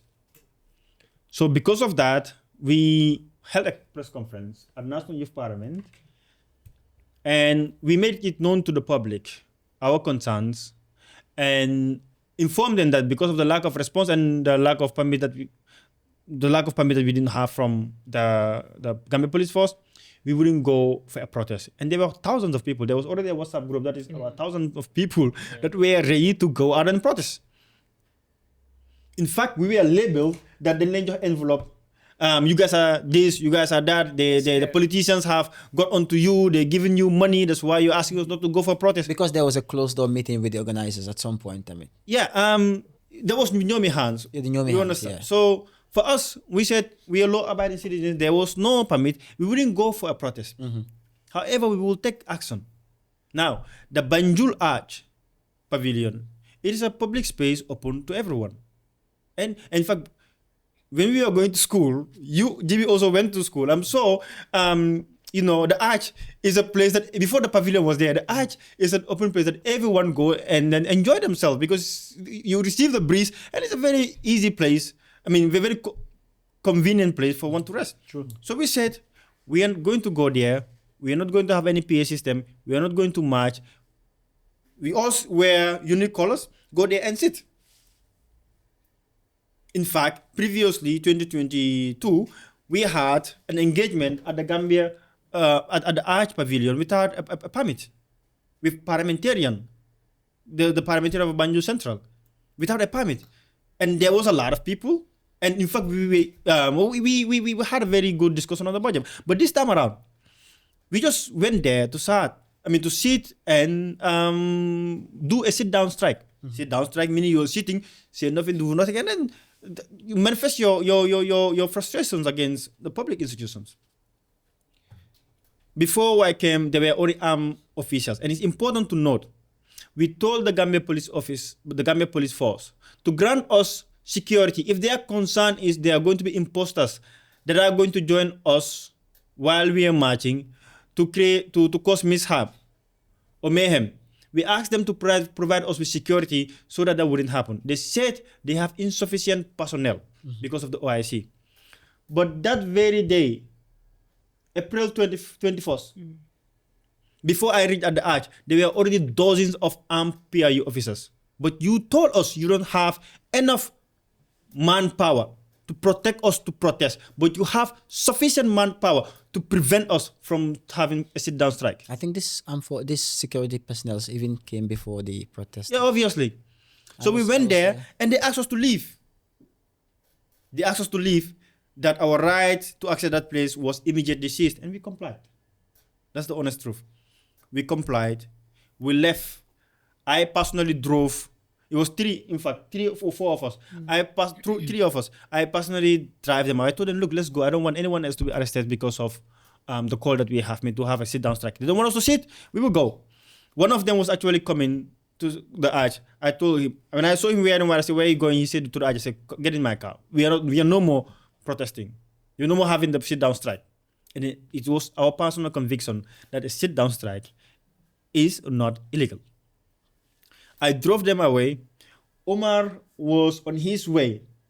He already reached the arch, and I called him. And I told him, where are you? He said, I'm at the arch. I said to him, do not go to the arch. The police said we should not sit there. So meet us around the terminal. In fact, at the terminal, they've already... we did not get into the terminal. So it was just outside the terminal where the garage is. Meet us there, and then we will talk and then leave. As he was coming, he will share his side of the story. He was arrested with another person. You understand? So I was there waiting for Omar. They've already taken Omar's phone. I was calling Omar. I couldn't reach Omar. So where I was, and I think two of them were actually in my car. One of them was buying bread. So where I was standing, waiting for Omar, that's where we were apprehended by the police, arrested and taken to we were detained at the Banjul headquarters. So you were not even at the site of the protest? No. You guys were somewhere else? No. Doing basically nothing. And we were arrested.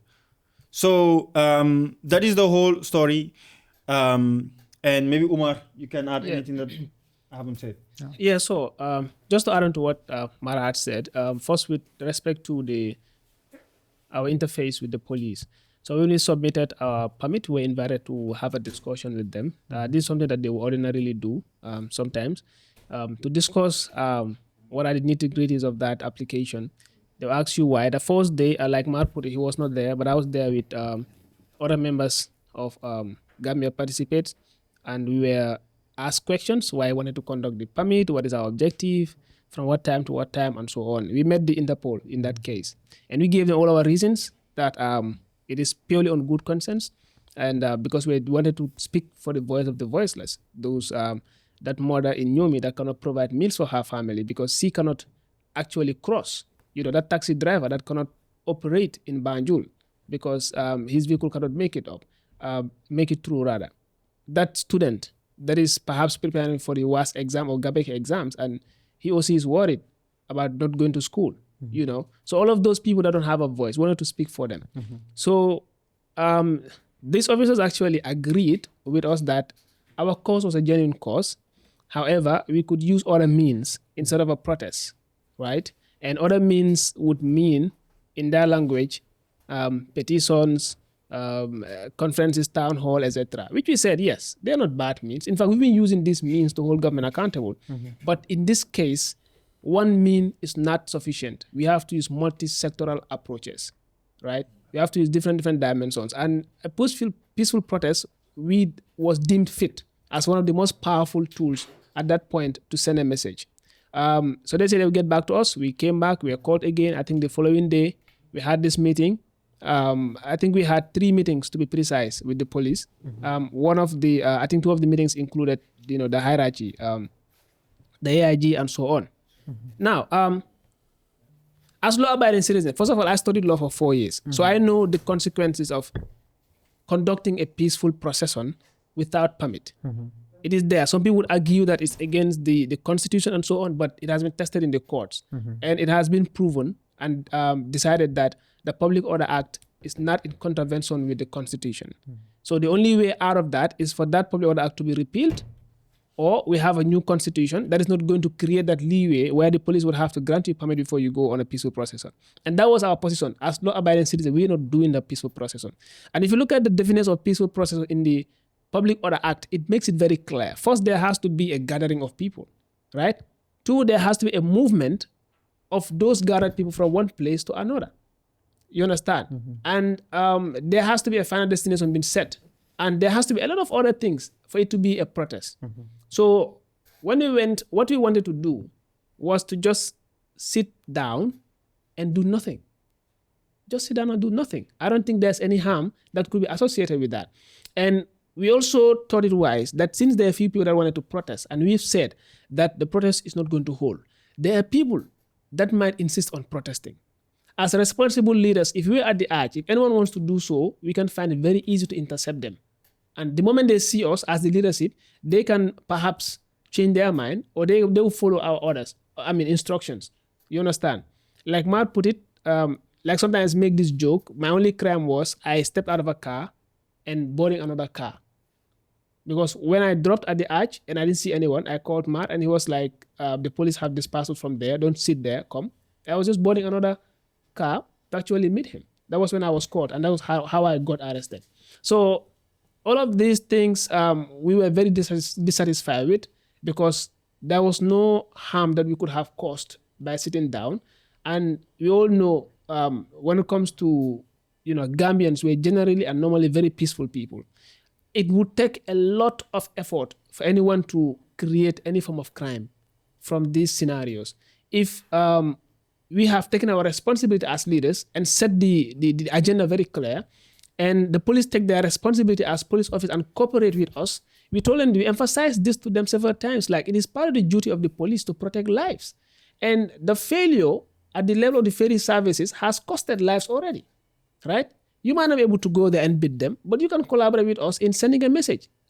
In fact, one of the leaders there at the police told us that some of his staff even cross from Barra to Banjul and Banjul to Barra every day. So they were also affected. The police were victims of the poor management of our ferry services from the Gambia ferry services. So in short, this was what happened, and this was how we got arrested.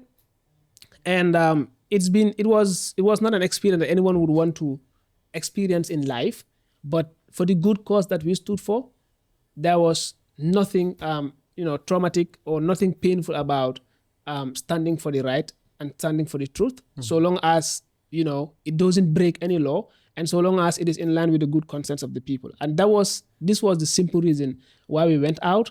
And just to set the record straight, we did not protest. We only went on a sit-down strike.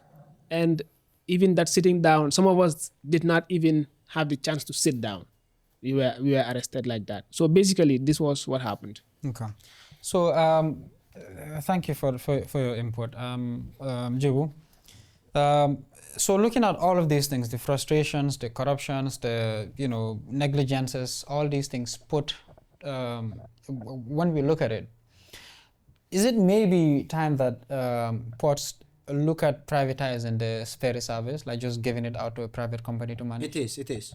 It's been discussed. It's been discussed. Yes. Because I'm sure the laws that would be used to apply to private companies would be different to someone like Port, because I think you guys are parastatal or government? Parastatal. Parastatal. State-owned enterprise, yes. Yeah. So I am, guessing some of the reasons why things are not being taken seriously is because one is the Ferry Act does not really hold the ports accountable for some of these negligences.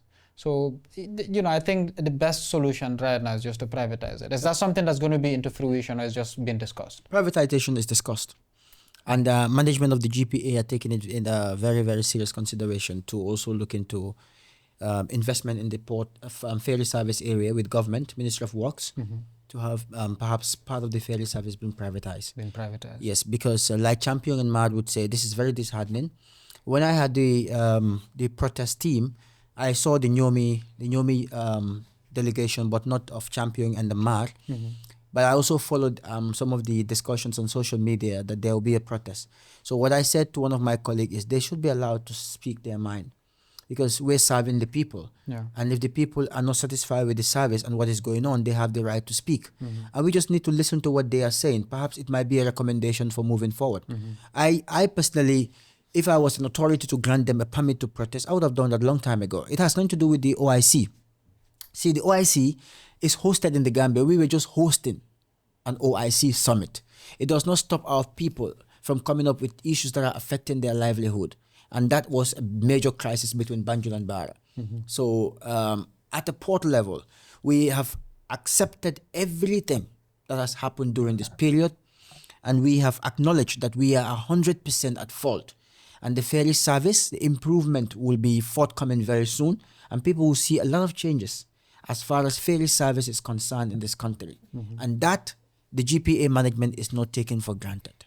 And Ministry of Works are on top of it. At least we've arrived at a point where we can all be in agreement that at least there are some efforts that have been put into fixing these issues, but also trying to look at long-term solution in terms of privatizing the ferry service. True. Which I think would be the best way moving forward, because generally if you look at private businesses or private entities, they do better at management and there's less room for corruption, because there's the repercussions are a little bit more serious.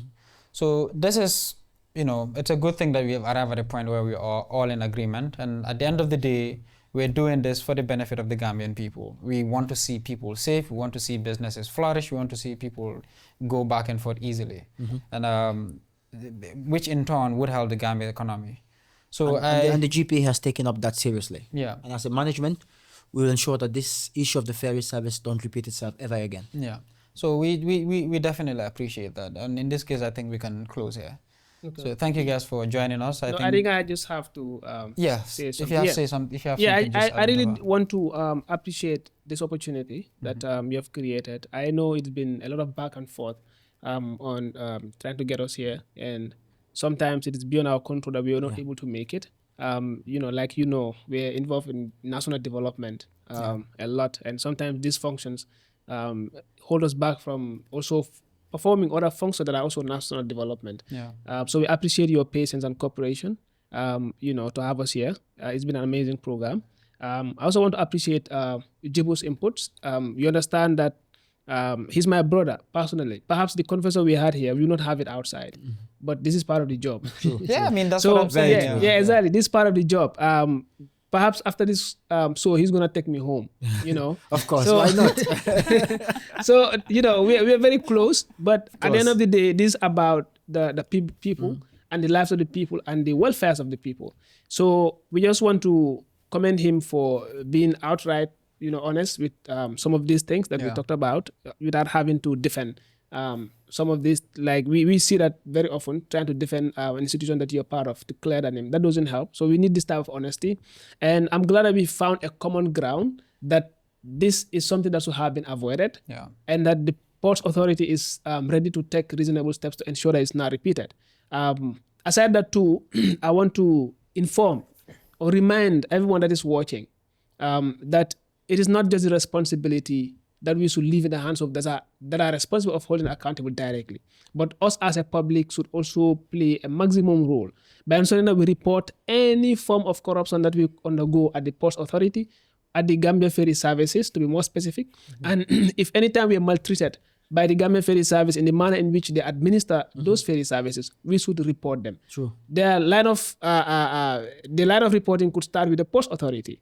And if they don't take reasonable steps, we have other places we can go to, right? We can take them to court and so on. We've reached at a time as a country that all the things that we faced during the 22 years of dictatorship, we cannot continue facing them. And one of them is poor services being provided to us, the citizens, which are fully against our socio-economic rights. And we're going to fold our hands to let them continue to happen. If they happen, we hold whoever is responsible accountable. This was what had informed our desire to go out.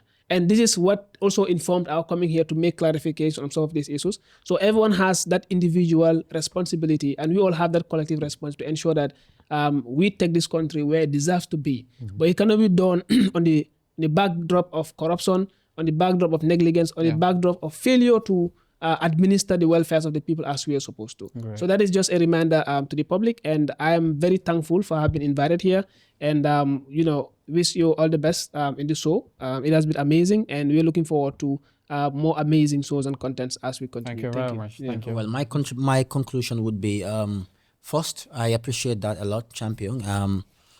Like I said in the beginning, re-echo that you guys are doing extremely well. When I see them doing stuff, I said to myself, this is what I would do exactly if I were there. Yeah. So, and in stating the fact, I'm not just the communications officer of the GPA, I'm a Gambian. So that comes first. So I have to always be honest with my dealings. Yeah. So I am clear about all those things. Wherever I'm needed, I make this clarification. So, and thank you so much for having us. And like Champion say, we are always tight in terms of schedule, but these are things that we have to do. When it comes to the GPA, my functions are too many as the communications officer alone. But then I also create time for the public because I'm working for them. Just to add that Gambia Port have also established a body between us and the community of Nyomi, so that they will be stakeholders in a community setup where they will be dictating moving forward what they want, how they want it, and how the motion should go as far as movement of goods and passengers are concerned between the ferry service. So this, like I said, need to be put on record that we are not taking this thing lightly again as a port of Banjul overseeing the ferry service. So there will be a stakeholder body where the Nyomi team and relevant stakeholders will be a body, and they will be advising and directing to management what needs to be done as far as ferry service is concerned.